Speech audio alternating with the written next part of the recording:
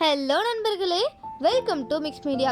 நம்ம இன்னைக்கு ரொம்ப நாள் கழிச்சு ஒரு ஸ்ட்ரீட் ஃபுட் தாங்க பார்க்க போகிறோம். ஸ்ட்ரீட் ஃபுட்னா நம்ம எல்லாத்துக்குமே தெரிஞ்சு ரோட்டு கடை காலம்தான். ரொம்ப சிம்பிளாக ஈஸியாகவே நம்ம வீட்லேயே பண்ணிடலாம். பல கடைகளில் மஷ்ரூம்லாம் ஆட் பண்ணாமல் கேபேஜ் வச்சே பண்ணுவாங்க. அண்ட் அதோட டேஸ்ட் பயங்கர எம்மியாக இருக்கும்.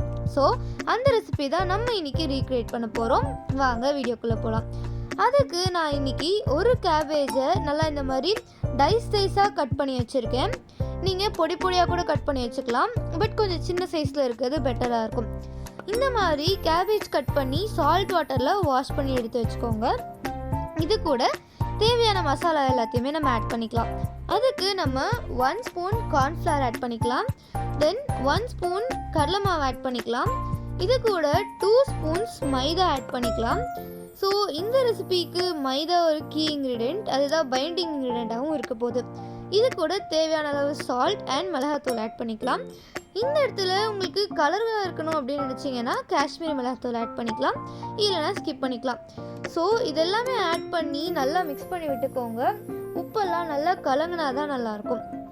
இதெல்லாம் நல்லா மிக்ஸ் பண்ணதுக்கப்புறமா லைட்டாக தண்ணி தெளித்து நீங்கள் ஒரு 5 to 10 மினிட்ஸ் ரெஸ்ட் பண்ண விடணும். அப்போ தான் மசாலாலாம் கேபேஜ்குள்ளே இறங்கும்.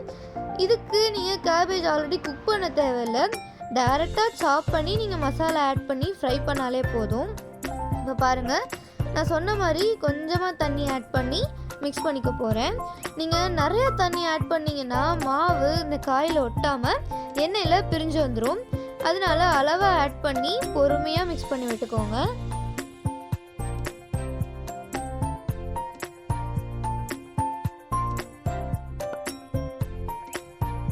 நம்மளோட கேபேஜ் மிக்சரை பேட்சாக பொரிச்சு எடுத்துக்கலாம்.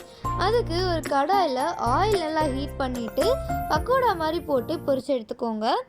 கேபேஜ் நல்லா ராவாக இருக்கிறதுனால குக்காக லேட் ஆகும். ஸோ ஸ்டவ் மீடியம் ஃப்ளேம் வச்சு பொறுமையாக பொரிச்சு எடுத்துக்கோங்க. ஸோ இந்த கேபேஜ் ரொம்ப டார்க் கலரில் ஆகணுன்ற அவசியம்லாம் இல்லைங்க, லைட்டாக ப்ரௌனிஷ் ஆனாலே போதும். நம்ம இதில் காஷ்மீர் மிளகாத்தூள் ஆட் பண்ணாததுனால ஆரஞ்சு கலரில் தான் இருக்கும். நீங்கள் காஷ்மீர் மிளகாத்தூள் ஆட் பண்ணியிருந்தீங்கன்னா நீங்கள் எதிர்பார்க்குற அந்த ரெட் கலர் கண்டிப்பாக உங்களுக்கு கிடைக்கும். ஸோ ஸ்லோவாக இதை பொரிச்சு எடுத்துக்கோங்க. மீன்வைல் நம்ம இந்த ரெசிபிக்காக ஆனியன்ஸ் அண்ட் டொமேட்டோஸ் கட் பண்ணி எடுத்துக்கலாம். நான் இந்த ரெசிபிக்கு 2 ஆனியன்ஸ் அண்ட் 1 டொமேட்டோ எடுத்திருக்கேன். ஆனியன்ஸ் எல்லாம் நல்லா பொடி பொடியாக கட் பண்ணி வச்சுக்கோங்க, அதுதான் இந்த ரெசிபிக்கு சூட்டபிளாக இருக்கும். ஸோ இப்போது இந்த பொரிச்ச கேபேஜை டேஸ்ட் பண்ணிங்கன்னா மஷ்ரூம் மாதிரியே இருக்கும், ஆனால் அது ஆக்சுவலி கேபேஜ் தான். இப்போது நம்ம ரெசிபியோட லாஸ்ட் ஸ்டேஜுக்கு வந்துட்டோம். இதுக்கு சேம் கடாயில் நீங்கள் ஆயில் ஆட் பண்ணி கடுகு ஆட் பண்ணிக்கோங்க. கடுகு வெடிச்சதுக்கப்புறமா கட் பண்ணி வச்சுருக்கிற ஆனியன்ஸுமே ஆட் பண்ணிக்கோங்க. நல்லா பொடி பொடியாக ஆனியன்ஸ் கட் பண்ணிக்கோங்க, அதுதான் நல்லாயிருக்கும். தென் இதில் இஞ்சி பூண்டு பேஸ்ட் ஆட் பண்ணாமல் நார்மலாக கார்லிக் அண்ட் ஜிஞ்சரை க்ரஷ் பண்ணி ஆட் பண்ணிக்கோங்க. இந்த மாதிரி க்ரஷ் பண்ணி ஆட் பண்ணும் போது இந்த ரெசிபிக்கு ஒரு நல்ல ஃப்ளேவர் கொடுக்கும்.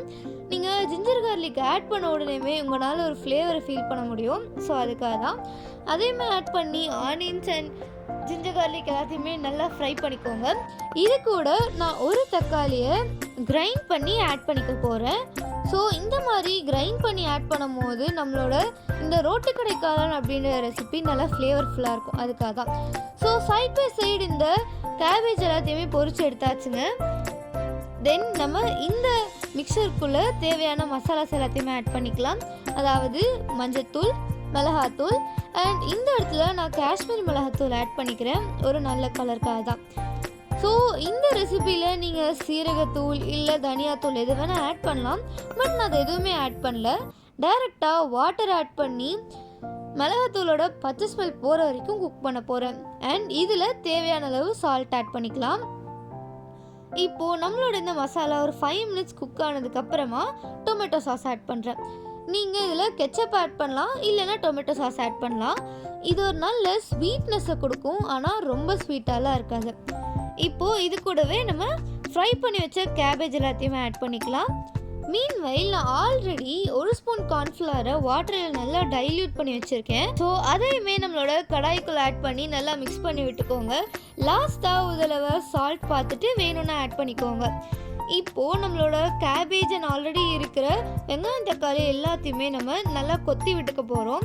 லைட்டாக கொத்தி விடும் போது தான் நம்மளோட கேபேஜ் மிங்கிள் ஆகும், அதுக்காக தான். ஸோ அவ்வளோதாங்க, நம்மளோட ரெசிபி இதோட முடிஞ்சுது.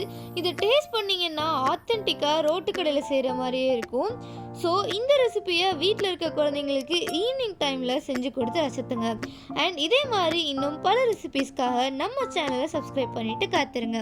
டாட்டா, பாய் பாய்.